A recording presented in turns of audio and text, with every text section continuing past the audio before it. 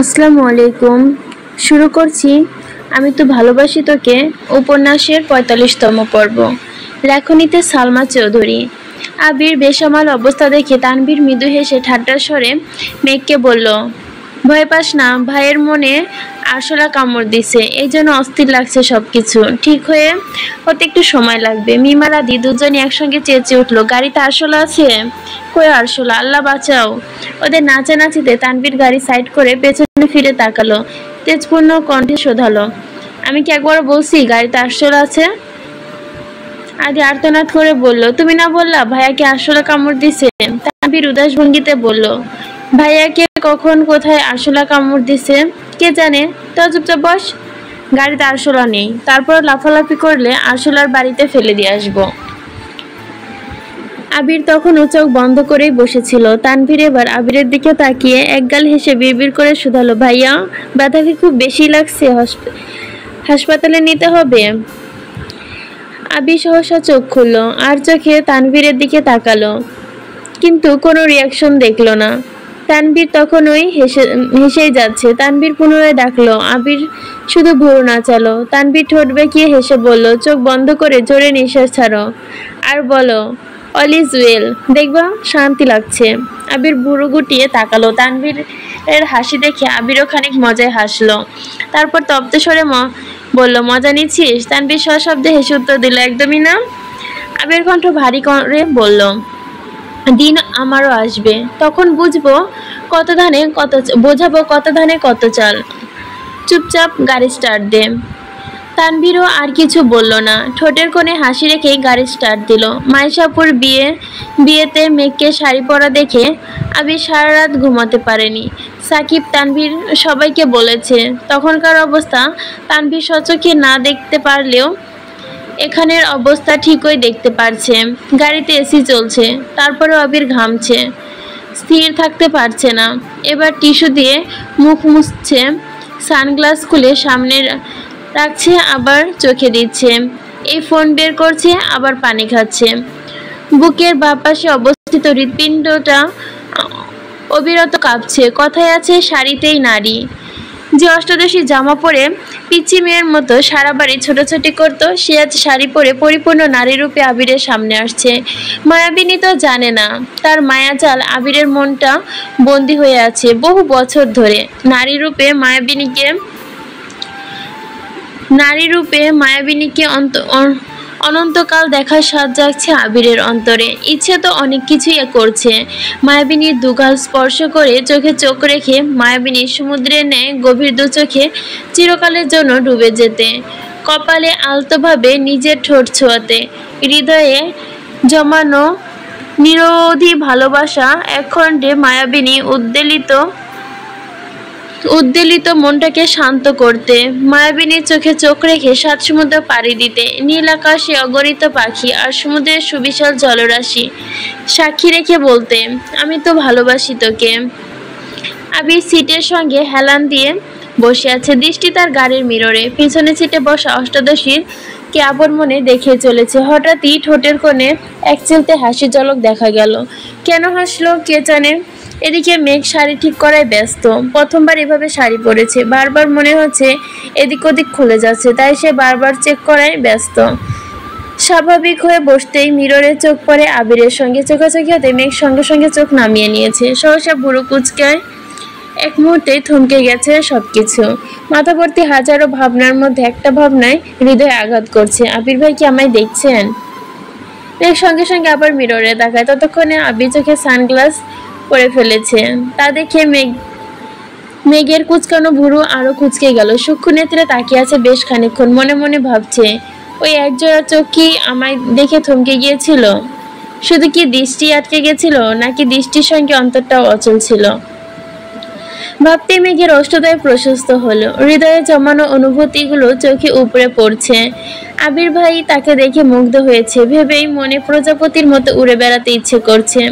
মেঘ নিজেই আওড়ালো, ওনার কোমল প্রাণ চাহনি কি কিছু বলতে চাইছিল, তবে কি আবির ভাইয়ের মনেও আমার জন্য অনুভূতি জন্মাচ্ছে?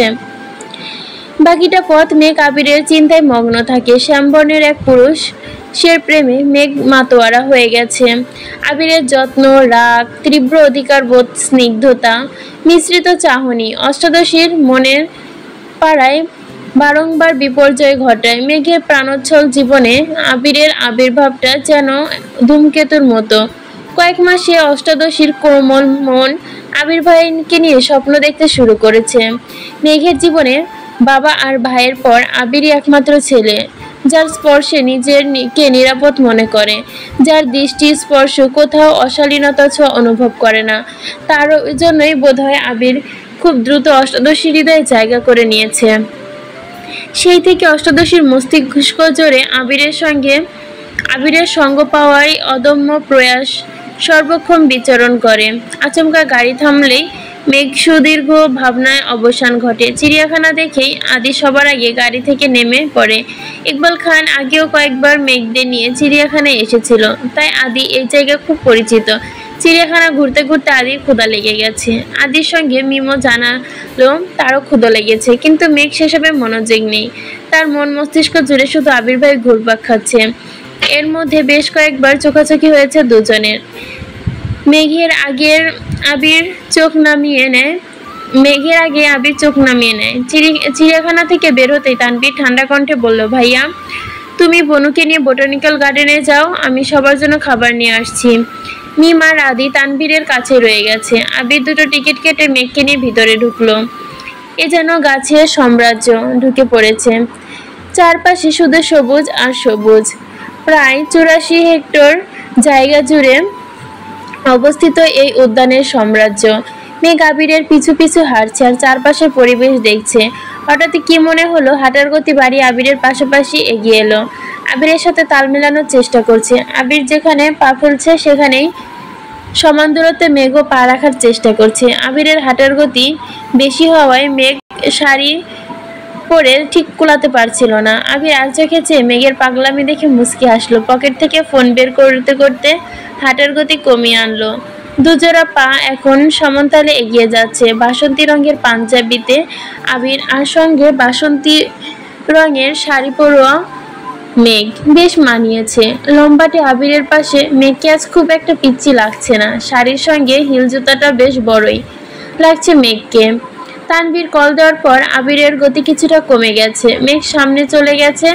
পাশে দিয়েই 3-4টা ছেলে যাচ্ছিল। তাদের মধ্যে একজন ঠাট্টার স্বরে বলে উঠল, কিরে মামা, আজকাল পরীরা আসমান থেকে নেমে বোটানিক্যাল গার্ডেনে ঘুরতে আসছে নাকি? দ্বিতীয়জন বলল, হরে মামা, আমারও তাই মনে হচ্ছে। চুলগুলো দেখছি জোশ না? আসলেই জোশ। এমন একটা মেয়ে যদি আমার গার্লফ্রেন্ড হইতো। আচমকা ছেলেগুলোর মুখ বন্ধ হয়ে গেছে। মেঘ আবিরের দিকে তাকাতেই দেখলো আবির ফোন চাপছে। মেঘ ঘাড় ঘুরিয়ে আবারও ছেলেগুলোর দিকে তাকালো। ততক্ষণে ছেলেগুলো মাথা নিচু করে চলে যাচ্ছে। মেঘ আবিরের মুখোমুখি চেয়ে আছে। আবির ফোন থেকে চোখ তুলতে মেঘের চোখে চোখ পড়ে। আবির বুড়ো নাচিয়ে মেঘ কপাল কুঁচকে প্রশ্ন করলো, আপনি ছেলেগুলিকে কিছু বললেন না কেন? আজ কিছু বলার মুড নেই। মেঘ উদ্বেগহীন কণ্ঠে শুধালো, এত পরিবর্তন কিভাবে সম্ভব? আবির ঠোঁট বাঁকিয়ে হাসলো। মৃদু স্বরে বলল, ফাল্গুনের প্রথম দিন আমি আমাকে সব দিতে এসেছি। এসব ছেলেদের সাথে কথা বাড়িয়ে নিজের সময় অবস্থা নষ্ট করতে চাই না। তাই বলে কিছুই বলবেন না? তুই কি চাস এখন ছেলেগুলোকে ধরে পিটাই? তাহলে তো শান্তি লাগবে। মেঘ গাল ফুলিয়ে বলল, জানি না। মেঘের মনে অভিমান জমেছে। একদিন এক ছেলে হাত ধরেছে বলে আবির অফিস থেকে এসে ছেলেগুলোকে বাজে কমেন্ট করেছে। এতে আবির অফিস থেকে এসে তাকে মেরেছিল। আর আজ ছেলেগুলোর বাজে কমেন্ট করেছে, তাতেও আবিরের কোনো প্রতিক্রিয়া দেখলো না। মেঘের মনে আবারও দুশ্চিন্তা ঢুকে গেছে। আবির ভাইয়ের এই পরিবর্তন মানতে পারছে না। ছেলেগুলোকে একটা ধমক দিলেও মেঘের মনে শান্তি পেত। আবিরের পিছু পিছু হাঁটতে হাঁটতে অনেক দূরে চলে গেছে। আকস্মিক মেঘের নজর পড়ে সামনে গাছের নিচে একটা কাপল বসে আছে। মেঘ আবিরের মনোভাব বোঝার জন্য ওই দিক দিয়েই দেখিয়ে বলল, জায়গাটা অনেক সুন্দর, তাই না? মেঘের দৃষ্টি অনুসরণ করে আবিরও সেদিকে তাকিয়েছে। কাপলটাকে দেখে আর চোখে মেঘের দিকে তাকালো। মেঘ খুব মনোযোগ সহকারে কাপলটাকে দেখছে। আবির গলা খাকারি দিয়ে অন্যদিকে তাকিয়ে ঠান্ডা কণ্ঠে বলল, হ্যাঁ অনেক সুন্দর। মেঘ একটু ভারী কণ্ঠে বলল, ওইদিকে না, এইদিকে দেখতে বলছি। মেঘ ইনডিরেক্টলি আবিরের কপালে আবিরকে মেঘ ইনডিরেক্টলি আবিরকে কাপলটাকে দেখতে বলছে। আবির বুঝেও না বুঝার ভান করছে আর মিটমিট করে হাসছে। আবির এবার কাপলটির দিকে তাকালো, খানিক বাদে প্রশ্ন করলো, মেঘ তুই তো বোটানি স্টুডেন্ট, ওরা যে গাছটার নিচে বসে আছে ওই গাছটার বৈজ্ঞানিক নাম বল। মেঘ আহম্মকের মতো তাকিয়ে আছে। এ কেমন প্রশ্ন, এ কেমন মানুষ, বোঝাচ্ছে কি আর বেটা বুঝতেছে কি? তার মনে প্রেম ভালোবাসা নাই, ঠিক আছে, তাই বলে ঘুরতে এসে পড়াশোনা, এ কেমন কথা? আবির মেঘের দিকে তাকিয়ে পুনরায় প্রশ্ন করলো, জানি না। জানবো না কেন? না সরি, আবির মেঘের দিকে তাকিয়ে পুনরায় প্রশ্ন করলো, জানিস না? জানবো না কেন? এর বৈজ্ঞানিক নাম মেঘালো ইপুথিক্স ক্যারাটো আবিরো পোটেরিস্ট। আবির হয়ে তাকিয়ে আছে। মেঘের মাথায় আস্তে করে গাড্ডা দিয়ে আবির বলল, এটা তেরিমিলিয়া আর্জুনা। কি পড়াশোনা করি সেটাও জানিস না? আরেকটা গাছের দিকে তাকিয়ে পুনরায় বলল, ওই গাছের নাম বল। মেঘ ফোঁস করে শ্বাস ছেড়ে রাগী স্বরে বলল, বোটানি পরিমাণে যেখানে সেখানে যাই দেখবেন শুধু তার বৈজ্ঞানিক নাম ধরতে হবে তা না। আমি কি এখানে পড়তে এসেছি? তাহলে কেন আসছিস? বেড়াইতে আসছিস বেড়া, এদিক সেদিক নজর আটকায় কেন? আবির ঘুরিয়ে ফিরিয়ে হলেও বুঝিয়ে দিল ওই কাপলকে দেখা আবিরের ভালো লাগেনি। মেঘ ভেঞ্চি কেটে যেতে যেতে বলল, সুন্দর জিনিসের নজর তো পড়বেই না।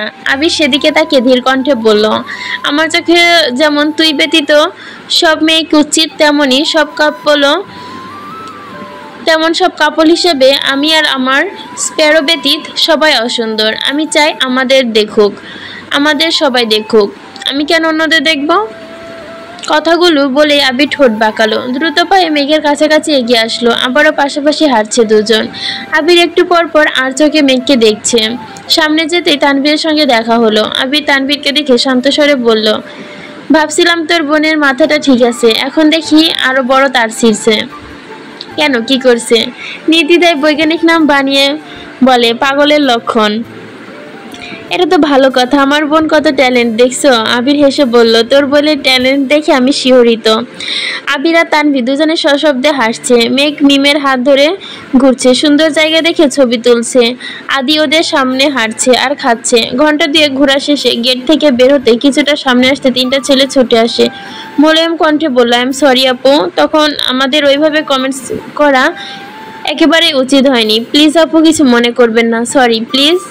আর কখন আপনাকে বা অন্য কোনো মেয়েকে এভাবে বলবো না, মাফ করে দিন প্লিজ।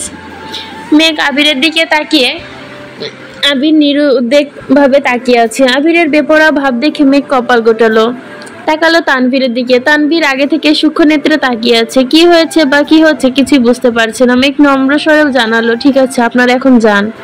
ছেলেগুলো পুনরায় জিজ্ঞেস করলো, আপু মাফ করছেন? হ্যাঁ করছি। ছেলেগুলো চলে গেল। তানভীর আবিরকে ইশারায় জিজ্ঞেস করলো, সমস্যা কি? আবিরও ইশারায় বোঝালো, তেমন কিছু না। মেঘ সন্দেহ দৃষ্টিতে আবিরকে দেখছে। আবির মেঘের দিকে না তাকাতেই তানভীর বলল, তুই ওদের নিয়ে ঘুরে আয়, আমি মেঘকে নিয়ে এক জায়গায় যাব। তানভীর ভুরু উঁচিয়ে চোখ বড় করে তাকালো। আবিরের নীরের দৃষ্টি দেখে তানভীর এগিয়ে গিয়ে গাড়িতে বসলো। মিমার আদিকে নিয়ে গাড়ি স্টার্ট দিল। মেঘ তখনও আবিরের দিকে তাকিয়ে আছে। আবির এবার সরাসরি মেঘের মুখের দিকে তাকালো। মেঘ কপালে কয়েক স্তর ভাঁজ, ভুরু কুচকানো, তীক্ষ্ণ দৃষ্টিতে তাকিয়ে আছে। নাকের ডগা ক্রমশ ফুলছে, গাল ফুলে জোরে জোরে নিঃশ্বাস ছাড়ছে। আবির গলার স্বর কিছুটা উঁচু করে বলল, এভাবে তাকিয়ে আছিস কেন? আমার কি লজ্জা লাগে না? মেঘ শ্বাস ছেড়ে দীর্ঘ কণ্ঠে শুধালো, ছেলেগুলো আমায় সরি কেন বললো? আমি কি জানি? মেঘের রাগে চোখে মুখে ভেসে উঠছে। রাগান্বিত কণ্ঠে বলল, আপনি সত্যি করে কিছু জানেন না? আবির নিচে ঠোঁট কামড়ে এক আঙ্গুল মেঘের নাকের ডগায় আলতোভাবে স্পর্শ করলো। যাই বল, রাগলে তোকে সেই লাগে, পুরাই অগ্নিকন্যা। সারাক্ষণ এভাবে রাখবি, তাহলে কোনো ছেলে বাজে কমেন্টস করবে না, তারপর তাদের এসে সরিও বলতে হবে না। আবির এগিয়ে গিয়ে একটা রিক্সা ঠিক করলো। হাতের ইশারায় মেঘকে ডাকলো। আবির রিক্সা থেকে হাত বাড়ালো। মেঘ এক হাতে শাড়ির কুচি ধরে অন্য হাতে আবিরের হাত শক্ত করে ধরে রিক্সা উঠে বসলো। আবির মেঘের দিকে ঝুঁকে শাড়ির আঁচল টেনে মেঘের মাথায় দিয়েছে যেন বাতাসে চুল এলোমেলো না হয়। মেঘ অবাক দৃষ্টিতে চেয়ে দেখছে। রিক্সা চলতে শুরু করেছে। আবির খানিকক্ষণ পর মেঘের দিকে ঝুঁকে কোনো কিছু গাড়ির চাকায় আটকেছে কিনা দেখলো। আবির যতবার কাছে আসে আবিরের গায়ের গন্ধে মেঘের ছোট্ট দেহ ততবারই কম্পিত হয়। কিছু দূর যাওয়ার পর একটা ফুলের দোকান থেকে আবির রিক্সা থামিয়ে সেখান থেকে তাজা ফুলের মাথার মুকুট কিনেছে, সাথে দুই হাতের জন্য তাজা ফুলের ব্রেসলেট। আশেপাশে ফুলের সুগন্ধ ছড়াচ্ছে। আবির নিজের হাতে মেঘকে সেসব পরিয়ে দিয়েছে। মেঘ আজ নির্বাক, কথা বলতে একদমই ইচ্ছে করছে না। আবিরের ভাইয়ের সঙ্গে এক রিকশায় পাশাপাশি বসে আছে, এতেই তার খুশির সীমা নেই। তার উপর আবিরের যত্নে বারংবার অনুভূত হচ্ছে নতুন করে নতুনভাবে প্রেমে পড়তে ইচ্ছে করছে। কোথায় যাচ্ছে, কেন যাচ্ছে, কি জন্যে যাচ্ছে কিছু জিজ্ঞেস করার ইচ্ছে নেই তার। আর একটু সামনে গিয়ে মিষ্টির দোকান থেকে মিষ্টি কিনেছে। মেঘ তখনও নির্বাক ছিল। আবির ভাই আজ যেখানে নিয়ে যাবে অষ্টদশী সেখানেই যাবে, কোনো প্রশ্ন করবে না। যে কথা সেই কাজ। রিক্সাতে থেকে নেমে একটু হেঁটে একটা বাসায় ঢুকলো। মেঘ কিছুটা দূরে দাঁড়ানো, কলিং বেল চাপতে কিছুক্ষণের মধ্যে দরজা খুললো। আবির হাসি মুখে বলল, আসসালামু আলাইকুম। মাইশা আপু একগাল হেসে উত্তর দিল, ওয়ালাইকুম আসসালাম। এতদিনে বোনের কথা মনে পড়লো? আবিরের মুখে হাসি রেখেই ঠান্ডা স্বরে বলল, আমার মতো ব্যস্ত মানুষ আর একটা পাবা না। আহা গো, কি যে কাজে ব্যস্ত আমার জানা আছে। আবির মাইশাকে দিকে একটু এগিয়ে ধীর কণ্ঠে বলল, তোমার জন্য সারপ্রাইজ আছে। মাইশা উত্তেজিত কণ্ঠে প্রশ্ন করলো, কি সারপ্রাইজ? আবির কণ্ঠস্বর উঁচু করে ডাকলো, এই যে ম্যাম আসুন। মেঘ গুটি গুটি পায়ে দরজা পর্যন্ত আসতেই মেঘকে দেখে মাইশা দু হাতে নিজের দু গালের হাত রাখলো। মেঘের আপাতমস্তক দেখে দরজার বাহিরে এসে মেঘকে জড়িয়ে ধরে। মেঘও মাইশা আপুকে দেখে অবাক হয়ে গেছে। আপুর বিয়ের পর আজই প্রথম আপুকে দেখছে। আবির অবশ্য আগেও বলেছে, বাসাও আবির ঠিক করে দিয়েছে। মেঘ জিজ্ঞেস করে, ভাইয়া কোথায়? ও বের হয়েছে, চলে আসবে এখনই, তোমরা ভেতরে এসো। মেঘ ঘুরে ফিরে বাসাটা দেখছে। আবির ঠান্ডা কণ্ঠে মাইশাকে বলল, আমি কিন্তু আমার কথা রেখেছি, শাড়ি পরিয়ে তোমার সামনে নিয়ে এসেছি। মাইশা আবিরকে বিড়বিড় করে বলল, তার জন্য অসংখ্য ধন্যবাদ, কিন্তু প্রেমিকা না, আমি তাকে তোর বউ হিসাবে দেখতে চাই। ভালোবাসার অভাবে আমার ভাইয়ের মুখটা যেন শুকিয়ে গেছে। আহারে। আবির ঠোঁট ফুলিয়ে অভিযোগের স্বরে বলল, তুমি একমাত্র বুঝছো আমার কষ্টটা। মেঘের দিকে তাকিয়ে বলল, আর কেউই বোঝে না। মাইশা হাসতে হাসতে বলল, দাঁড়া বলে দিচ্ছি। এই না আপু, প্লিজ না, বলো না। ততক্ষণে মেঘ এসে সোফায় বসতে বসতে বলল, কি হয়েছে আপু? মাইশা মুখে হাসি রেখে বলল, মেঘ তোমাকে আজ অনেক সুন্দর লাগছে, মাশাল্লাহ। সাবধানে থাইকো, তোমাকে দেখে কারো হার্ট অ্যাটাক না হয়ে যায়। তোমরা বসো, আমি নাস্তা নিয়ে আসি। একটু পর মাইশা আপুর হাজবেন্ড বাসায় আসছেন। কিছুক্ষণ আড্ডা দিয়ে নাস্তা করে আবির মেঘকে নিয়ে বের হবে। মাইশা মেন গেট পর্যন্ত এগিয়ে এসে উচ্চস্বরে বলল, আবির, মেঘের শাড়ির কুচিগুলো ঠিক করে দে। মেঘ আর আবির দুজনেই অবাক চোখে মাইশার দিকে তাকিয়ে। মাইশা স্বাভাবিক কণ্ঠে পুনরায় বলল, কি হলো, ঠিক করে দে। মাইশার কথা মতো আবির হাঁটু গেড়ে বসে আস্তে ধীরে কুচিগুলো ঠিক করে দিচ্ছে। মেঘ বিপুল চোখে তাকিয়ে আছে। সেই দৃশ্য দেখে হাত পা কাঁপছে মেঘের। আবির দাঁড়াতেই মাইশা আবিরকে ডাকলো। আবির কাছে যেতেই হেসে বলল, শুধু ভালোবাসলে হবে না ভাই, যত্নশীল হতে হবে। আবির মুচকি হেসে বলল, বিয়েটা করতে দাও। যত্ন কি কাকে বলে, কত প্রকার, বিস্তারিত দেখতে পাবা। আসছি। আবির মেঘকে নিয়ে বাসার উদ্দেশ্যে রওনা দিয়েছে। অন্যদিকে তানভীর, মিম আর আদিকে নিয়ে ঘুরতে ঘুরতে বন্যাদের বাসার এদিকে আসছে। আবিরের চোখে প্রেমানুভূতি দেখে তানভীরও খুব ইচ্ছে করছিল বন্যাকে দেখতে, তাই হুটহাট বন্যাকে কল দেওয়া নিজের কাছে খারাপ লাগে। ছোট বোনের বান্ধবী, কল দিয়ে কি বলবে সেটা বোনের কান পর্যন্ত পৌঁছাবে, তা ভেবে কল করার সাহস পায় না। তানভীর ধীরগতিতে গাড়ি চালাচ্ছে আর আশেপাশে তাকাচ্ছে। চাকরিজোড়া অনবরত খুঁজছে।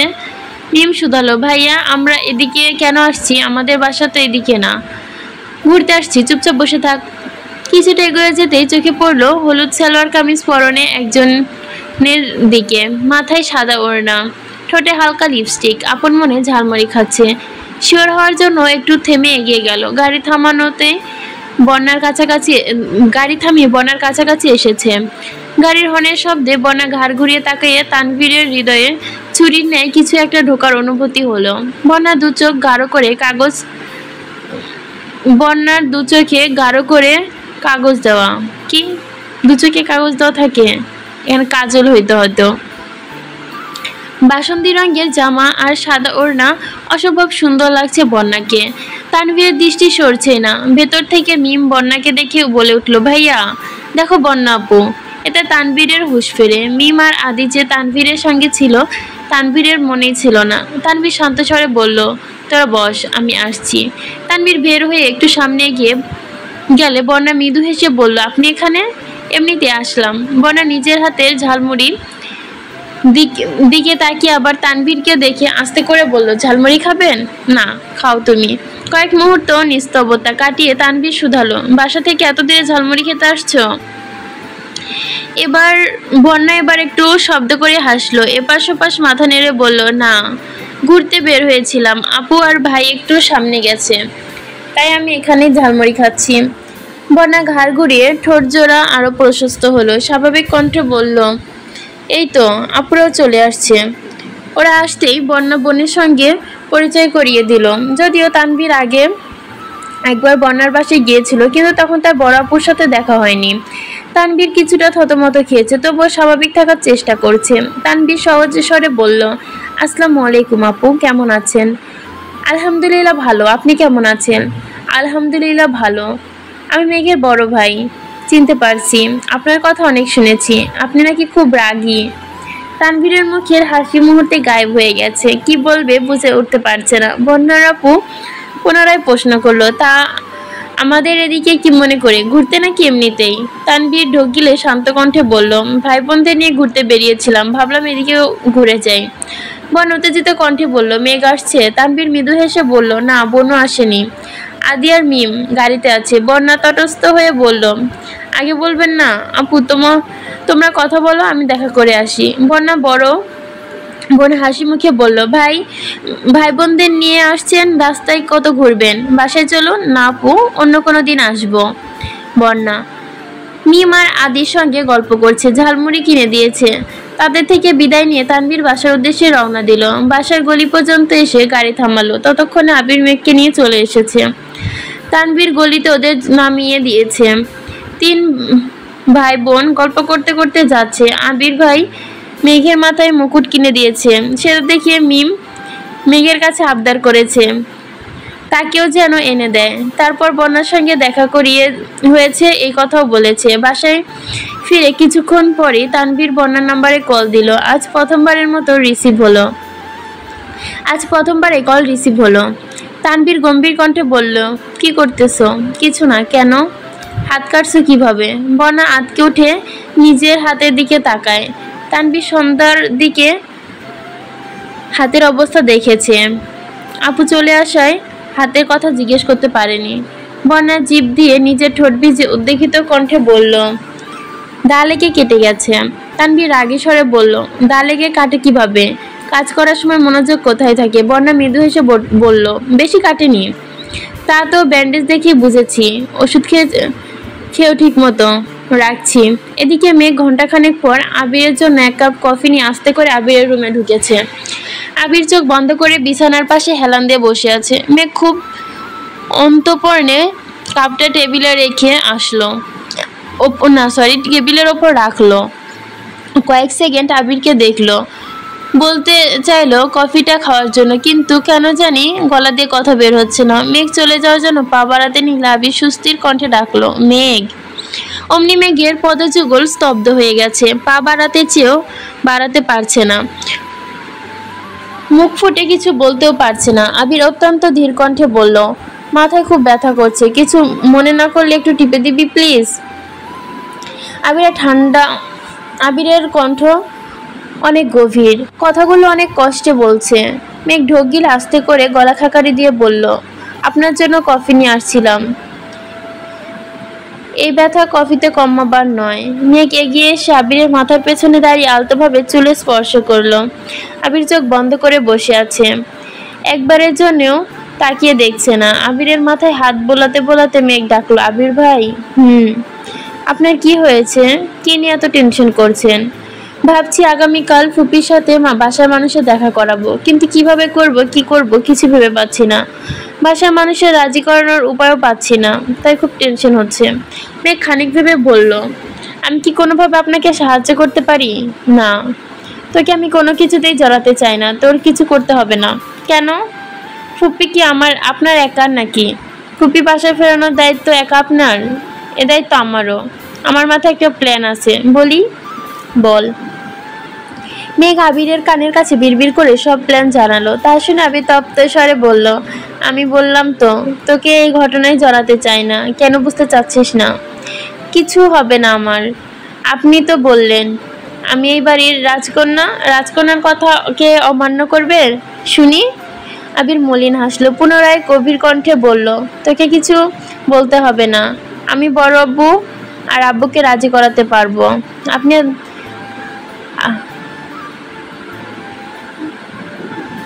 আবির মলিন হাসলো, পুনরায় গভীর কণ্ঠে বলল, তোকে কিছু বলতে হবে না। আমি বড় আব্বু আব্বুকে রাজি করাতে পারবো, আপনি এত ভয় পাবেন না। আবির প্রখর তপ্তস্বরে জানালো, রাজকন্যার ওপর অনাকাঙ্ক্ষিত আক্রমণ বা সামান্যতম আচরণও আমি সহ্য করতে পারবো না। রাজকন্যার কিছু হবে না জনাব, আমি এখন রাজি করি আসছি। শোন, পরে শুনবো। রাজকন্যা এখন গুরুদায়িত্ব পালন করতে যাচ্ছে, সো স্টপ। এটা হচ্ছে ভ্যালেন্টাইন স্পেশাল পর্ব, আমি 2টা পর্ব একসাথে দিয়ে দিচ্ছি। আবির আবারও মেঘকে ডেকে ততক্ষণে মেঘ রুম থেকে বেরিয়ে পড়েছে। মাথা ব্যথা, ভয়, মেঘের চিন্তা আবিরের মনটা খুঁতখুত করছে, অস্থির লাগছে। আবির যে নিজের সর্বশক্তি দিয়ে মেঘকে সর্বক্ষণ আগলে রাখে, তার কি অষ্টাদশী জানে? মেঘকে অতি সামান্য কারণেও কেউ ধমক দিলে আবিরের পায়ে রক্ত মাথায় উঠে যায়। এ অবস্থায় নিজেকে নিয়ন্ত্রণ করা অসম্ভব বলে মেঘকে আগে থেকে সাবধানে রাখে। মেঘের সারা শব্দ নেই, আবির বুঝতে পারে মেঘকে থামানো অসম্ভব। গত 2 রাত নির্ঘুম কাটিয়েছে, প্রচন্ড মাথা ব্যথা সত্ত্বেও আবির উঠে বেলকনিতে আসলো। ততক্ষণে মেঘ নিচে চলে গেছে। সোফায় বসে আলী আহমদ খান আর মোজাম্মেল খান কিছু কাগজ দেখছিল। আবির ওপর থেকে স্থির দৃষ্টিতে বাবা, চাচা আর মেঘকে দেখছে। ভেতরটা ভয়ে কাঁপছে। আবির ছোট থাকাকালীন আলী আহমদ খানকে কয়েকবার আবিরকে নিয়ে ঘুরতে গিয়েছে, তারপর থেকে আজ অব্দি পরিবার নিয়ে কোথাও যায়নি তিনি। মেঘ মিমরা কোথাও ঘুরতে যেতে চাইলে ইকবাল খানি নিয়ে যায়। কখনো বাড়ির 3 বউ একসঙ্গে শপিংয়ে যায়, কখনো 3 ভাই একসঙ্গে অফিসে বা কোথাও যায়, আবার কখনো খানবাড়ির 3 রাজপুত্র এবং 2 কন্যা একসঙ্গে ঘুরতে যায়, কিন্তু সকলে একসঙ্গে আজ পর্যন্ত কোথাও যায়নি। ফুপির জন্য মেঘ আজ রিস্ক নিয়ে বড় আব্বুকে রাজি করাতে নিচে আসছে। কিভাবে কি বলবে বুঝতে না পেরে রান্নাঘরে ছুটে গেল। রান্নাঘরে মালিয়া খান চা করতেছিলেন। মেঘ উত্তেজিত কণ্ঠে বলল, বড় আম্মু দাও, আমি চা করব। তুই পারবি না মা, হাত পুড়িয়ে ফেলবি। মোটেও না, তোমরা সবাই আমাকে এত ছোট মনে করো কেন? আমি কত বড় হয়ে গেছি দেখছো না? তুই বড় হয়ে গেছিস? অবশ্যই হয়েছি, আগামী মাসে 19 বছরে পা দিতে যাচ্ছি। মাশাআল্লাহ, বিয়ের বয়স তো হয়ে গেছে, জামাই দেখতে হবে তাহলে। মেঘ লজ্জায় বড় আম্মুর আঁচল দিয়ে নিজের মুখ ঢেকে ফেললো। মনে মনে বলল, জামাই ফিক্সড, এখন তোমার ছেলের হাতেই সব। তোমার ছেলে যত তাড়াতাড়ি রাজি হবে তত তাড়াতাড়ি আমি তোমার ছেলের বউ হব। আহ, কি শান্তি। মালিয়া খান ধীরস্থে মেঘের মুখ থেকে আঁচল সরিয়ে খানিক হেসে বলল, বিয়ের নাম শুনে এত লজ্জা? মেঘ লাজুক হাসলো। মেঘের এই লজ্জার কারণ অন্য কিছু একটা মালিয়া খান বুঝতে দিলে চলবে না। কিছুটা স্বাভাবিক হয়ে 2 কাপ চা নিয়ে চলে গেল। মেঘের হাতে চায়ের কাপ দেখে 2 ভাই নড়ে চড়ে বসেছে। মোজাম্মেল খান চায়ের কাপ হাতে নিতে নিতে শান্ত স্বরে শুধালো, আম্মু তুমি কেন চা আনতে গেলে? এমনিতেই। আলী আহমদ খান প্রখর নেত্রে মেঘকে দেখে বললেন, মুখ দেখে মনে হচ্ছে বড়সড় আবদার আছে, কি লাগবে বলো মা? মেঘ হাসি মুখে উত্তর দিল, কিছু লাগবে না বড় আব্বু। মোজাম্মেল খান পুনরায় জিজ্ঞেস করলেন, তোমরা নাকি ঘুরতে গিয়েছিলে? কোথায় গিয়েছিলে? চিড়িয়াখানা আর বোটানিক্যাল গার্ডেন। ঘোরাঘুরি করে মন ভালো হয়েছে?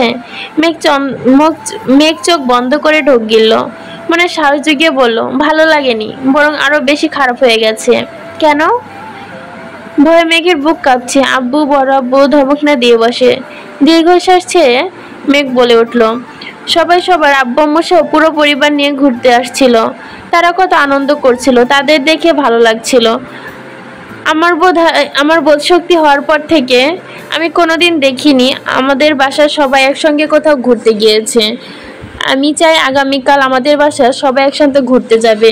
এটা আমার অভিযোগ, সেই সঙ্গে আবদারও। আলী আহমদ খান ধীর কণ্ঠে বললেন, তোমার আম্মু, বড় আম্মু, কাকিয়াকে নিয়ে যাও, আর ইকবালকে বলবো নে, সে তোমাদের সঙ্গে যাবে। মেঘ অভিমানী কণ্ঠে জানালো, আমি বলছি সবাই, মানে খানবাড়ির প্রত্যেকে, যেখানে আপনারা দুজনও পড়েন। মোজাম্মেল খান ভারী কণ্ঠে বললেন, আমাদের কাজ আছে, বাকিদের নিয়ে যাও। আগামীকাল বিশ্ব ভালোবাসা দিবস। আমি খোঁজ নিয়েছি, অফিস ছুটি। প্লিজ আব্বু, প্লিজ বড় আব্বু, চলুন না। না মামুনি, তোমরা ঘুরে আসো, টাকা দিয়ে দিব নে, খাওয়া দাওয়া করে কেনাকাটা করে এসো। মেঘ এবার কিছুক্ষণ ক্ষিপ্ত স্বরে বলল, থাক, টাকা লাগবে না, আপনাদের কোথাও যেতেও হবে না। আমি কত আশা নিয়ে আসছিলাম সবাই একসঙ্গে ঘুরতে যাব, কত ভালো লাগবে। সত্যি বলতে আপনারা আমায় ভালোই বাসেন না, শুধু মুখেই বলেন। এভাবে বলছো কেন মা? আচ্ছা ঠিক আছে, তোমার আব্বুও সাথে যাবে, তবু মন খারাপ করো না। মেয়ে অত্যন্ত গুরুতর কণ্ঠে বললাম তো কাউকে যেতে হবে না, আপনারা আপনাদের ব্যবসা কাজ নিয়ে ব্যস্ত থাকুন, আমাদের ভালোবাসার প্রয়োজন নেই। এরপর থেকে আমাকে লক্ষ্মী মেয়ে বলে সম্বোধন করবেন না। আপনাদেরকে বিরক্ত করার জন্য দুঃখিত, আপনারা আপনাদের কাজই করুন। মেঘ চলে যেতে নিলে আলী আহমদ খান ডাকলেন। শান্ত স্বরে মেঘকে বুঝানোর চেষ্টা করলেন, কিন্তু মেঘ নিজের জেদ থেকে নড়বেই না। এক পর্যায়ে মেঘ বলে বসলো, আগামীকাল ঘুরতে না গেলে বাড়ির কারোর সাথে মেঘ কথা বলবে না। আলী আহমেদ খান বেশ কিছুক্ষণ চোখ বন্ধ করে ভাবলেন। ছোট থেকে বোনকে অনেক আদর করেছিলেন আলী আহমদ খান এবং মোজাম্মেল খান। বোনের কোনো আবদারই কখনো অপূর্ণ রাখেনি। খরচের টাকা বাঁচিয়ে বোনের জন্য গিফট নিয়ে আসতো। প্রতি সপ্তাহে 4 ভাই বোন মিলে ঘুরতে যেতেন। ইকবাল খান সবার ছোট থাকা সত্ত্বেও আলী আহমদ খান আর মোজাম্মেল খানের বোনের প্রতি ভালোবাসা বেশি ছিল। কিন্তু বোন এমন এক কাণ্ড ঘটানোর ফলে ভাই বোনের শারীরিক মানসিক দুইভাবে বিচ্ছেদ ঘটেছে। পরিবারকে সময় দেওয়া, বিশেষ করে ঘুরতে নিয়ে যাওয়া একেবারেই ছেড়ে দিয়েছে। 2-1 বার গেলেও মাথায় শুধু বোনের স্মৃতি ঘুরত। তার জন্যই পরিবারের দায়িত্ব ছেড়ে ব্যবসায় হাল ধরতে বাধ্য হয় শক্ত করে। বড় ভাইয়ের দেখা দেখি মোজাম্মেল খানও ধীরে ধীরে একই পথে পতিত হয়।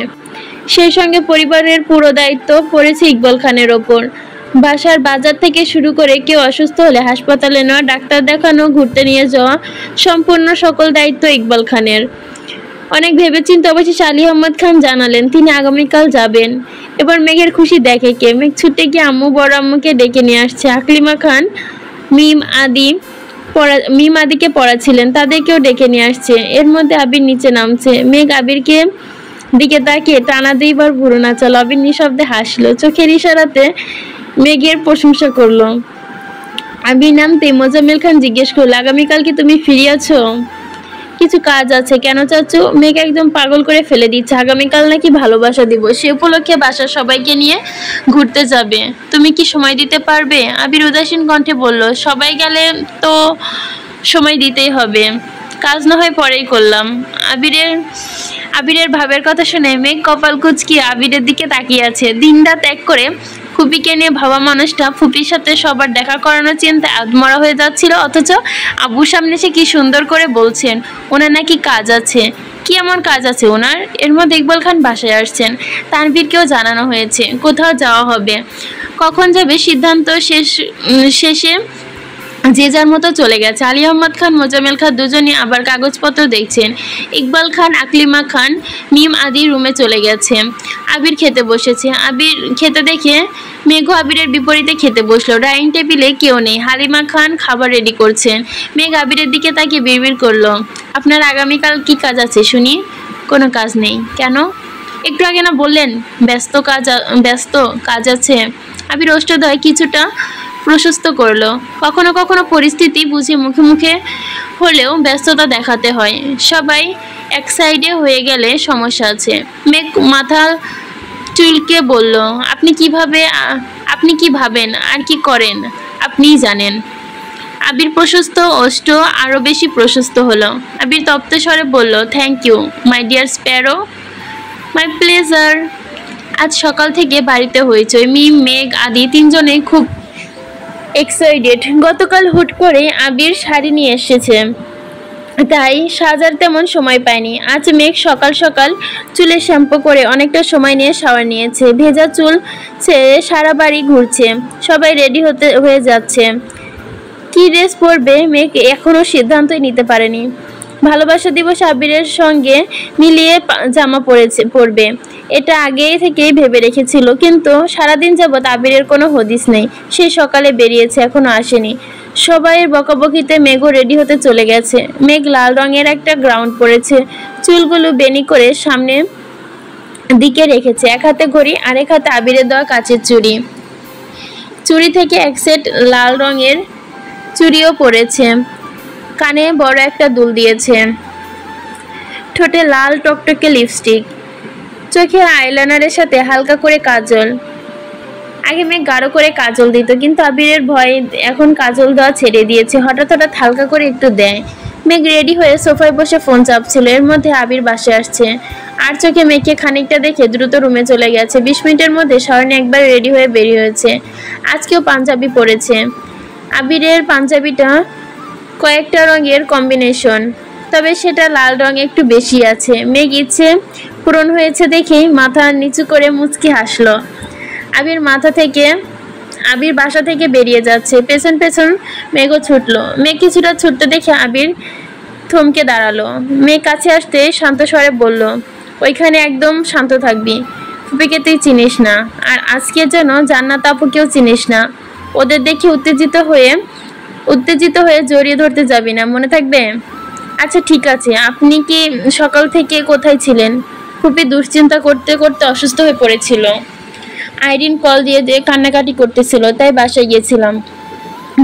মেঘ উদ্বিগ্ন কণ্ঠে বলল, আমার ফুপির জন্য খুব টেনশন হচ্ছে, আর আমার আব্বুর জন্য খুব বেশি টেনশন হচ্ছে। আচ্ছা যাই হোক, তুই মুড অফ করিস না। বাসার সকলের সঙ্গে ঘোরার ইচ্ছা পূরণ হচ্ছে, সেটাই ফোকাস কর। মেঘ কথা না বাড়িয়ে সোজা গাড়িতে বসলো। একটু পর মিম, আদি সহ সকলে চলে আসছে। বাসার আশেপাশে সুন্দর নিরিবিলি জায়গা ঘুরে হালকা নাস্তা করে পরিশেষে রমনা পার্কে আসলো। আবির আর তানভীর এমন ভাব নিচ্ছে যেন বাবা চাচা ছাড়া তারা কোনো দিকে যায়ই না। রমনা পার্কে যাবে কিনা সেটা অনুমতি বাবার থেকেই নিয়েছে আবির। শান্ত পরিবেশ, হাঁটছে সকলে। মেঘের কথা মাথায় রেখে আলী আহমদ খান নিজে মেঘকে নিয়ে ঘুরে দেখাচ্ছে এটা সেটা গল্পও করছে। সামনের দিকে তিন ভাই মিম, আদি, মেঘ, তারপর 3 ভাই বোন মিম, আদি, মেঘ, তারপরে 3 বউ, সবশেষে আবির আর তানভীর। ফুপির কথা জানতে মেঘ ইচ্ছে করছে, সামনে থেকে পিছে আসছে, কিন্তু পরিস্থিতি বেশ ঠান্ডা। আবির তানভীর কোনো কথা বলছে না। আবির ফোনে কাকে যেন মেসেজ পাঠাচ্ছে। তানভীর আবির কারো কাছে পাত্তা না পেয়ে মেঘ চলে যেতে নিলে আবির আচমকা মেঘের হাতের কবজিতে শক্ত করে ধরে। মেঘ পেছনে ফিরতে আবিরের চোখ ইশারা করে সামনে না আগানোর জন্য। সামনে সবার হাঁটা হঠাৎই থেমে গেছে। মেঘ এবার ঘাড় ফিরিয়ে তানভীরকে দেখার চেষ্টা করলো। তানভীর কিছু দেখেনি, ভাব ধরে মেঘকে ক্রস করে সামনে এগিয়ে মেঘকে আড়াল করে দাঁড়িয়েছে। আবির মেঘের হাত ধরে রেখেছে। এই দৃশ্য যেন কারো নজরে না পড়ে, তার জন্যই আড়াল করে দাঁড়িয়েছে। মালিয়া খান জান্নাতকে দেখে এগিয়ে গেলেন। বাকিরা সেখানেই দাঁড়িয়ে আছে। মালিয়া খান উত্তেজিত কণ্ঠে বলল, আরে জান্নাত, কেমন আছো? জান্নাত একগাল হেসে উত্তর দিল, আলহামদুলিল্লাহ ভালো। আপনি কেমন আছেন আন্টি? আপনারা সবাই বুঝি ঘুরতে এসেছেন? আলহামদুলিল্লাহ ভালো। মেঘের আবদারে আজকে স্পেশাল দিনে সবাইকে নিয়ে ঘুরবো, তার জন্য আসলাম। জান্নাত এবার আলী আহমদ খানকে উদ্দেশ্য করে বলল, আসসালামু আলাইকুম আঙ্কেল, কেমন আছেন? আলহামদুলিল্লাহ, তুমি ভালো আছো তো? জি আলহামদুলিল্লাহ। হালিমা খান স্বাভাবিক কণ্ঠে শুধালেন, তা জান্নাত তুমি একা আসছো? জান্নাত হাসি মুখে বলল, না। ঘাড় ফিরিয়ে তাকিয়ে গাছের নিচে বসা মহিলার দিকে তাকালো। মালিহা খান কিছুটা পিছিয়ে, আলী আহমেদ খান কাছাকাছি এসে আস্তে করে বললেন, ওই মনে হয় জান্নাতের আম্মু। আপনাকে যে বলছিলাম কিছু তো বললেন না। আজকে তাহলে আমাদের বাসায় দাওয়াত দিয়ে দেবনে, আপনি কি বলেন? ঠিক আছে, তোমার যেহেতু এত ইচ্ছে, কিন্তু দাওয়াতে আমার কোনো সমস্যা নেই। মালিহা খানের মুখ উজ্জ্বলে চকচক করে উঠল। উত্তেজিত কণ্ঠে জান্নাতকে প্রশ্ন করলেন, উনি কি তোমার আম্মু? ডাকো না, একটু কথা বলি। জান্নাত ঘাড় ঘুরিয়ে তাকালো। আম্মু এদিকে আসো। ঠোঁটে হাসি রেখে জান্নাত মালিহা খানকে বলল, উনি আমার শাশুড়ি আম্মু। সহসা স্তব্ধ হয়ে গেছে সবকিছু। মালিহা খান অবিশ্বাস্য চোখে তাকিয়ে আছে জান্নাতের দিকে। জান্নাতের কথা শুনে আলী আহমদ খানও কপাল কুঁচকালেন। মালিহা খান প্রায় আবিরের জন্য জান্নাতের কথা বলতেন, কিন্তু আলী আহমদ খান তেমন সাড়া দেননি বলে এতদিন তেমন কিছু বলতে পারেনি। অথচ সেই মেয়ে বিবাহিত। ওনাদের সাথে সাথে বাকিরাও অবাক চোখে তাকিয়ে আছে। মালিহা খান এতটাই শকড যে কিছু বলতে পারছে না। এদিকে আবির মেঘের হাত ধরে রেখেছে যাতে মেঘ কোনোভাবে সামনের দিকে না যায়। তানভীর মেঘের সামনে দাঁড়ানোয় তা মেঘ জান্নাত আপুর কথা শুনতে পারলেও আপুকে দেখতে পাচ্ছে না। মেঘ ঘাড় কাত করে জান্নাতকে দেখার চেষ্টা করছে। আকলিমা খান খানিক ভেবে প্রশ্ন করলেন, তোমার বিয়ে হয়েছে? তোমার কবে বিয়ে হয়েছে? অক্টোবরের 12 তারিখ আন্টি। মালিহা খান এবার দ্বিতীয়বারের মতো আশ্চর্য হলো। আজ ফেব্রুয়ারির 14 তারিখ, মানে 4 মাসের ওপরে হয়েছে জান্নাতের বিয়ে হয়েছে, অথচ উনি তাকে ছেলের বউ বানানোতে উঠে পড়ে লেগেছিলেন। হালিমা খান বলল, আমাদের বললে না তো। আসলে আন্টি হুট করে বিয়ের তারিখ ঠিক হয়ে যায়, আর ওইরকম কোনো প্রোগ্রামও করা হয়নি, তার জন্য কাউকে বলা হয়নি। তা তোমার হাজবেন্ড কি করে? জবের জন্য আপাতত দেশের বাইরে আছে। দোয়া করবেন আমাদের জন্য। ফি আমানিল্লাহ। স্বামী সংসার নিয়ে সুখে থাকো। মালিয়া খানের চোখ মুখ ফ্যাকাশে হয়ে গেছে। জান্নাতকে দেখে কতটা উত্তেজিত ছিল, এখন ঠিক ততটাই নিরুদ্বেগ। কোমল দৃষ্টিতে জান্নাতের দিকে তাকিয়ে আছে। জান্নাত পুনরায় একটু উঁচু স্বরে ডাকলো, কি হলো আম্মু, আসো। এবার মহিলা উঠলেন। মাথায় ওড়না দেওয়া, মাথা নিচু করে এগিয়ে এসে ভরাট ও শীতল কণ্ঠে বলল, আসসালামু আলাইকুম। আস্তে করে সকলকে সালাম উত্তর দিতে তাকিয়ে দেখে সেই মহিলার দিকে। মহিলার মুখ তুলে তাকাতে চোখাচোখি হয় আলী আহমদ খানের সাথে। পাশে তাকাতেই মোজাম্মেল খান। প্রকৃতি যেন থমকে গেছে। মুহূর্তেই নিস্তব্ধতায় ছেয়ে গেছে সবকিছু। মাহমুদা খানের দৃষ্টি একে একে সকলকে দেখছে। মালিহা খান, ইকবাল খান, পেছনে হালিমা খান আর আকলিমা খানকেও এক পলক করে দেখে নিলেন। আবিরের হাতে থাকা মেঘের ছোট্ট হাতটা থরথর করে কাঁপছে। ভয়ে বুকের ভেতরটা টিপডিপ করছে এদিক সেদিক। হাত পা ঠান্ডা হয়ে আসছে। 28 বছর পর মুখোমুখি হয়েছে ভাই বোন। কি হতে চলেছে ভেবে মেঘের শরীরে ঘামতে শুরু করেছে। আবির 2 কদম এগিয়ে মেঘের পাশে দাঁড়ালো। মেঘের হাত ছাড়তে মেঘ ব্যালেন্স হারিয়ে পড়তে নিলে আবির তৎক্ষণাৎ ডান হাত দিয়ে মেঘের কনুই এর ওপর চেপে ধরে মেঘকে আর চোখে আবিরের দিকে তাকাতে আবির মলিন হেসে প্রখর স্তরে বলল, হেই রিল্যাক্স, কিছুই হয়নি। মেঘ শীতল কণ্ঠে আবিরের মুখের পানে তাকিয়ে আছে। কপালে ঘাম বেয়ে বেয়ে নিচে পড়ছে। দুশ্চিন্তায় দুধের ন্যায় মুখবিবর রক্তাক্ত হয়ে গেছে। মেঘ অল্পতেই ইমোশনাল হয়ে যায়। পরিস্থিতি সামলাতে আগেই ভেঙে পড়ে। আবির পকেট থেকে রুমাল বের করে আলতোভাবে মেঘের কপাল নাক থুতনি মুছতে বলল, এই পাগল, এত টেনশন করছিস কিসের তোর? আমি আছি তো নাকি? আবির মেঘের মাথায় হাত বোলাতে বোলাতে ধীর কণ্ঠে বোঝাচ্ছে। মেঘও শান্ত মেয়ের মতো আবিরের কথা শুনছে। এদিকে মাহমুদা খানের দিকে এক দৃষ্টিতে তাকিয়ে আছে সকলে। 28 বছর পর কাউকে দেখে হুট করে কখনো চেনা সম্ভব না। বেশ কিছুক্ষণ পর ইকবাল খান শ্বাস ছেড়ে গম্ভীর কণ্ঠে বললেন, আফা। মিমাদি এবার আব্বুর মুখের দিকে তাকাচ্ছে, আবার মহিলার দিকে তাকাচ্ছে, আবার ঘাড় ফিরিয়ে বাকিদের দেখছে। হালিমা খান আর আকলিমা খানও মাহমুদা খানকে বাস্তবে দেখেনি। 2-1 বার শুধু ছবি দেখেছিল, তাই তেমন চিনে না। মোজাম্মেল খান ভারী কণ্ঠে বললেন, তুই? মালিয়া খান এখনো নিশ্চুপ। জান্নাতের বিষয়টা এখনো স্বাভাবিক হতে পারছে না। তার ওপর এত বছর পর ননদকে দেখা, সবকিছু মাথার ওপর দিয়ে যাচ্ছে ওনার। এদিকে আলী আহমদ খানও পাথরের ন্যায় দাঁড়িয়ে আছেন। মিমার আদি দুজনে বেশ কিছুক্ষণ মুখ চাওয়াচাওয়ি করে অবশেষে আব্বুকে প্রশ্ন করলো, আব্বু উনি কে? ইকবাল খান উত্তর দিতে পারছেন না। নিজের সন্তানের সামনে বোনকে কি বলে পরিচয় দিবেন সেটা বুঝতে পারছে না ইকবাল খান। অসহায়ের মতো তাকিয়ে আছে মোজাম্মেল খানের দিকে। নিমের একবার প্রশ্ন করছে, থেমে গেল। আদি বারবার প্রশ্ন করছে, কেউ কোনো উত্তর দিচ্ছে না। দীর্ঘ সময় নীরবতা ভেঙে মাহমুদা খান জিজ্ঞেস করলো, কেমন আছো ভাইজান? একমাত্র বোনের মুখে ভাইজান ডাক শুনে আলী আহমদ খানের বুকটা কেঁপে উঠল। ঢোক গিলে ঈষৎস্বরে বলল, আলহামদুলিল্লাহ। স্নিগ্ধ শীতল পরিবেশ, পাখিদের কিচিরমিচির শব্দ ব্যতীত আর কোনো শব্দ নেই। কেউ কোনো কথা বলছে না, আর জায়গা থেকে নড়ছেও না। আদি কিছুক্ষণ থেমে থেমে আবার প্রশ্ন করছে। মাহমুদা খানের পরিচয় জানতে চায়, কিন্তু কেউ বলে না। জান্নাত সশরীরে এতক্ষণ উপস্থিত থাকলেও তার মনোযোগ ছিল ফোনে। আসিফ কল দেওয়ায় ফোন নিয়ে একটু দূরে চলে গিয়েছে। কথা শেষ করে এগিয়ে আসতে আসতে স্বাভাবিক কণ্ঠে বলল, আম্মু কথা শেষ হয়নি, চলো বাসায় যাই। মাহমুদা খানের কান্না গলায় আটকে আসছে। এত বছর পর ভাইয়ের সচক্ষে দেখছে, ঠিকমতো কথা বলতে পারছে না। মাহমুদা খান শীতল কণ্ঠে বলল, আসছি ভাইজান। মাহমুদা খান জান্নাতের পাশে হেঁটে যাচ্ছেন। প্রত্যেকেই সেদিকে তাকিয়ে আছে। প্রতিটা সদস্যের ভেতর খুঁড়ে শুধু দীর্ঘশ্বাস বেরিয়ে আসছে। আলী আহমদ খান, মোজাম্মেল খান সহ সকলকে কঠিন সত্যের মুখোমুখি হয়েছে। সন্তানদের প্রশ্নের উত্তর দিতে না পেরে, সত্যি বলতে না পারছে এগিয়ে যেতে। মেয়ে আবিরের দিকে তাকিয়ে ভুরু নাচল। আবির নিঃশব্দে ডানে বামে ভুরু ওঠাতে মেঘ বিড়বিড় করে পড়ল, ফুপি তো চলে গেলেন কেন? আমি বলছি চলে যেতে। কেন?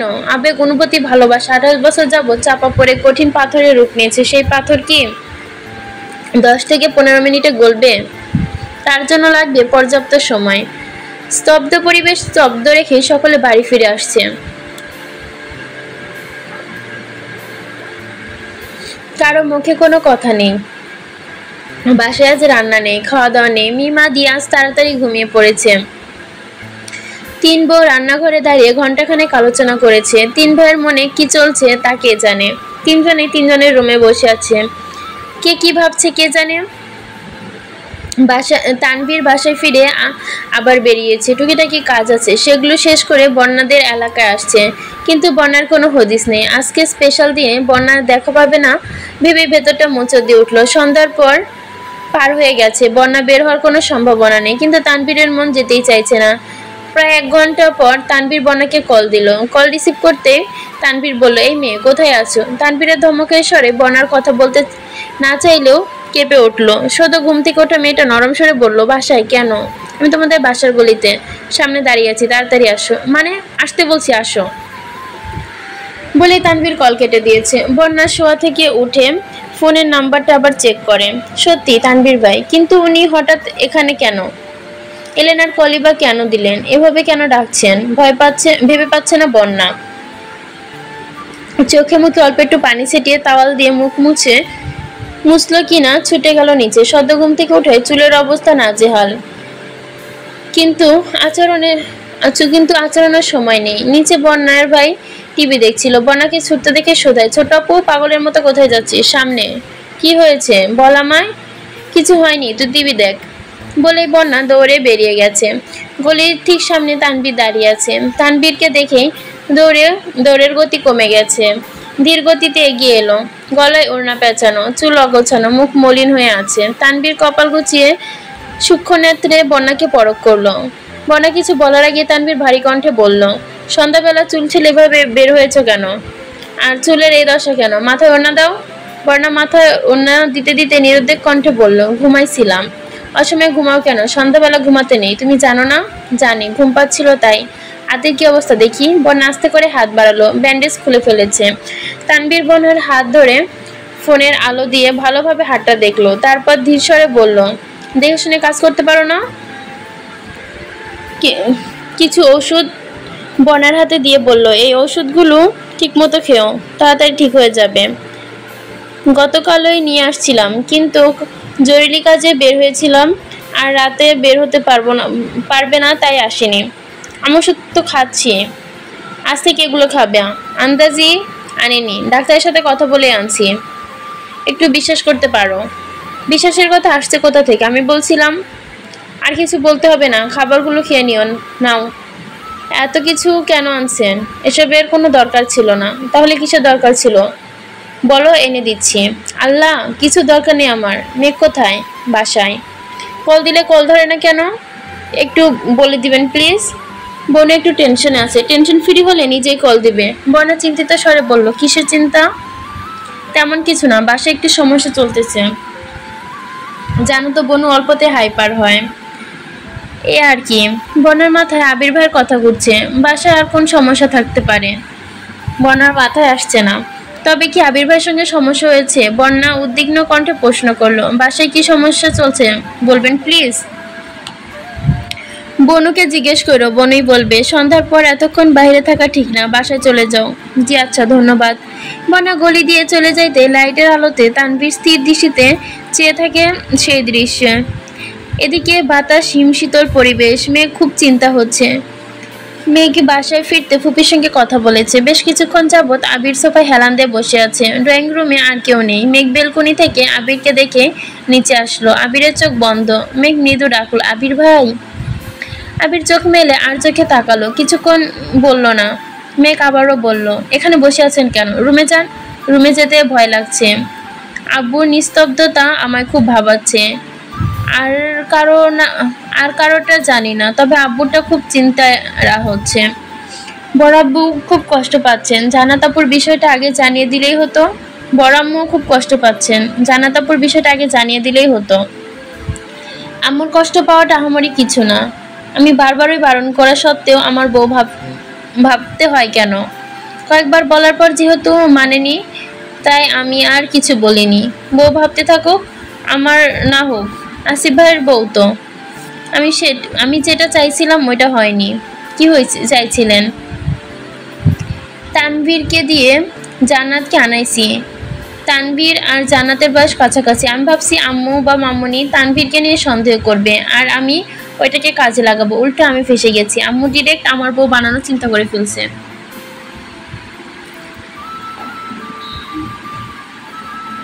তার মানে এসব আপনাদের প্ল্যান? হ্যাঁ, সবটাই পরিকল্পিত। আগে যে বলছিলেন আমার জন্য জান্নাত আপু আনছিলেন, তোর জন্যও তো আনছি। ফুপি কি তোর না? চান্স কি তুই পাসনি? তাহলে কার জন্য এসব?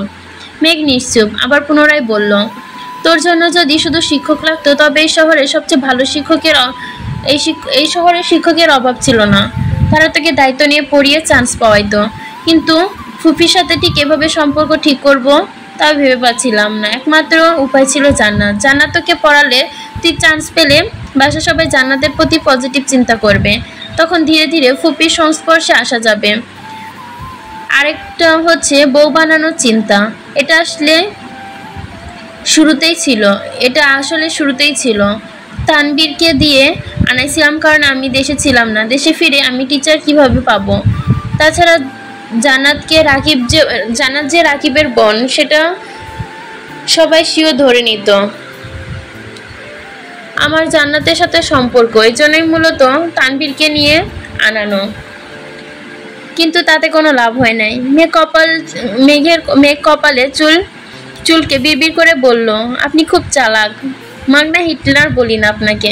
চালাক আর হতে পারলাম কই? নিয়তির বেড়াজালে বন্দি আমি। কি হয়েছে? কিছু না, রুমে গিয়ে রেস্ট নে। মেঘ রুমে এসে টেবিলের ওপর মাথা রেখে চোখ বন্ধ করে শুয়েছে। 20 থেকে 25 মিনিট পর আবির দরজায় এসে ঠান্ডা স্বরে ডাকলো, আসবো? মেঘ মাথা তুলতেই দেখলো আবির। মৃদু এসে বলল, আসুন। আবির হাতে নুডলসের বাটি নিয়ে রুমে ঢুকলো। মেঘ টেবিলে নুডলসের বাটি রেখে বলল, রাতে রান্না করেনি, এটা খেয়ে নে। নুডলস আপনি রান্না করেছেন? হ্যাঁ। আপনি নুডলসও রান্না করতে পারেন? জি ম্যাডাম।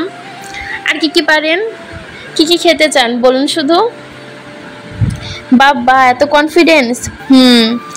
এক মায়াবী দৃষ্টি আবিরকে দেখছে। আবির কণ্ঠ শুধু অষ্টাদশীর কোমল হৃদয়ে ঘূর্ণিঝড় বয়ে যায়। মাত্র রান্না করে আসায় আবিরের শরীর কিছুটা ঘেমে গেছে। ঘামে ভেজা কপালে চুল লেপটে আছে। নাকের ডগায় ঘাম চিকচিক করছে। দাড়িগুলোতে চোখে পড়তেই অষ্টাদশী ঢোক গিল। সম্পূর্ণ আবির অষ্টাদশীর প্রিয়, তবে আবিরের দাড়ি অষ্টাদশীর ইমোশন। দাড়িতে নজর পড়তেই ছুতে ইচ্ছে করে, আর কোনোভাবে স্পর্শ করলে শিউরে ওঠা মেঘ।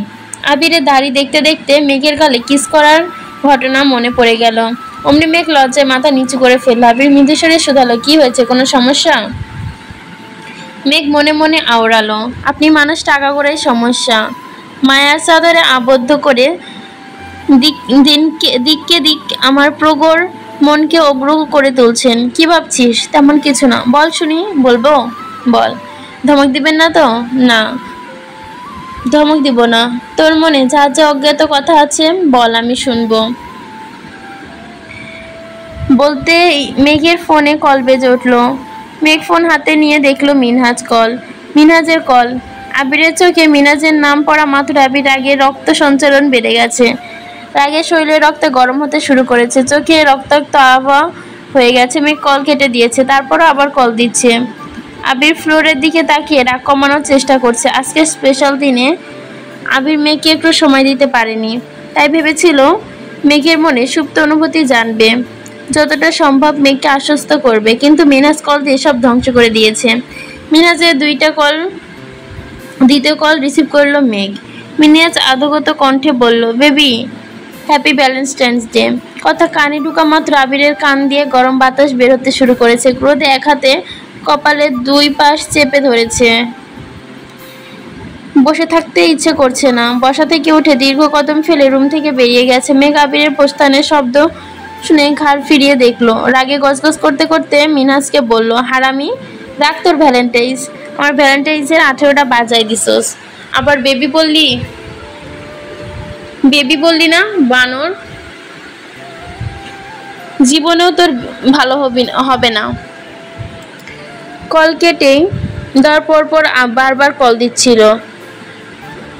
আমার কপালটাই খারাপ। দূর, ভাল লাগে না বাই। মেঘের আগে ফুসতে ফুসতে কল কেটে দিয়েছে। আবির ভাই যখনই মেঘের কাছাকাছি আছে, একটু শান্তশিষ্টভাবে কথা বলবে, তখনই কেউ না কেউ বাধা দেয়। মেঘের মেজাজ চড়ে গেছে। বন্যাও ফোন দিচ্ছে। কল কেটে রাগে ফোন বন্ধ করে দিয়েছে মেঘ। এদিকে আবিরের আক্রোশ ক্রমে ক্রমে বাড়ছে। নিজের প্রতি বড্ড রাগ হচ্ছে। মনে হচ্ছে মিনহাজ আর তামিমকে প্রথম দিনে ওয়ার্নিং দেওয়া দরকার ছিল। তানভীর আর রাকিব এতবার বলার পরে আবির সায় দেয়নি। প্রতিনিয়ত তাদের আচরণ মিনহাজকে নিজেকে অতিষ্ঠ করে দিচ্ছে। আবির আজ পর্যন্ত মেঘকে ভালোবাসে বেবি রাখতে পারলো না। কোথাকার কোন ছেলে বেবি রেখে সম্বোধন করছে। আবির বারান্দার গ্রিলে মাথা রেখে দাঁড়িয়ে আছে। ক্ষণে ক্ষণে রক্ত টকবক করে ফুটছে। ঘণ্টাখানেক পর আবির আবারও নিচে আসছে। রাত 12টা নাগাদ সোফাতে শুয়েছিল। 12টার পর রুমে গিয়ে ঘুমিয়েছে। 1 ঘন্টাও হয়নি, চিল্লাচিল্লির শব্দে আবির তাড়াহুড়ো করে ছুটে এলো। মেঘ, তানভীর, ইকবাল খান, মোজাম্মেল খান সকলেই সজাগ হয়েছে। আবিরের আব্বু শরীর খারাপ লাগছে, মাথায় কেমন করছে, শরীর ঘামতেছে। ইকবাল খান আর মোজাম্মেল খান তাড়াতাড়ি গাড়ি বের করে চলে গেছেন। এদিকে মালিহা খান এবং বাকি দুজনকে কান্না কে থামাতে পারছে না কেউ। হাসপাতালে যেতে চাচ্ছেন। আবির বুঝিয়ে শুনিয়ে মাকে রেখে গেছেন। আবির আর তানভীর আলী আহমদ খানকে বের করেছে। এদিকে মেঘকে অঝরে কাঁদছে। বড় আব্বুর সঙ্গে ওকেও নিতে হবে। ঘরে মায়ের কান্না থামাতে পারছে না। এদিকে মেঘ মেন গেট পেরিয়ে বাইরে এসে কেঁদেই যাচ্ছে। রাত